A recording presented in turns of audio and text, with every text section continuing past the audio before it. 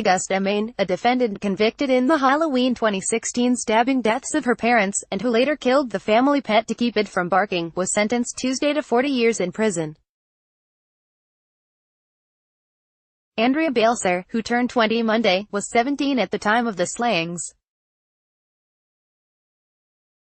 She told authorities she'd snapped and killed her parents because of her struggle with gender identity.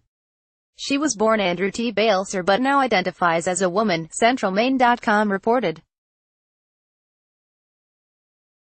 At her sentencing hearing, Balser asked her remaining family members to forgive her, but many of them called for Balser to receive the maximum penalty. "I do not speak today to beg for lenience or to try to save myself from due punishment.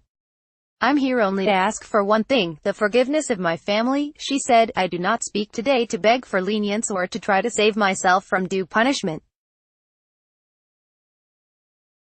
I'm here only to ask for one thing, the forgiveness of my family." Andrea Balser, sentenced in Halloween 2016 stabbing deaths of parents. Balser used a hunting knife to stab her mother 9 times in the back about 1 a.m. October 31, 2016, authorities said. She stabbed her father after he came to the bedroom to investigate his wife's screams, CentralMaine.com reported.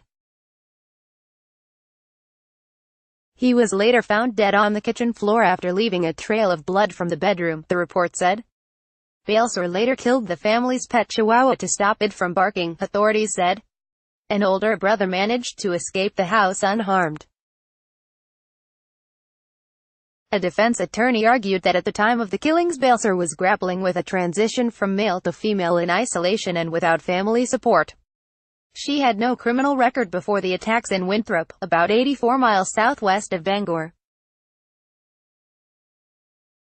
The older brother, Christopher Balser, said the defendant's excuses were flimsy and urged the judge to be firm. "In my view, all leniency does is put a remorseless murderer back on the street," he said. "In my view, all leniency does is put a remorseless murderer back on the street." Christopher Balser, brother of defendant family and friends, testified that the parents, Alice and Antonio Balser, loving and supportive to both of their children.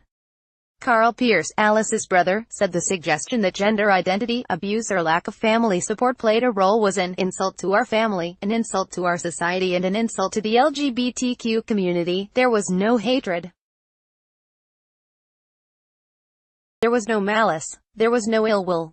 There was resignation to be sure, but ultimately there was acceptance, he said.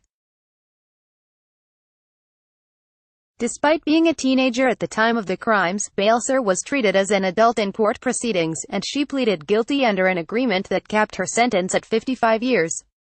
Justice Daniel Billings found mitigating factors including Balser's lack of criminal record, her good grades, her age and her acceptance of responsibility by pleading guilty. But the judge declined to take into account her struggles with gender identity in imposing the sentence. The judge said other transgender people struggle with societal and family acceptance, and that it shouldn't be used as an excuse for her actions. The Associated Press contributed to this story.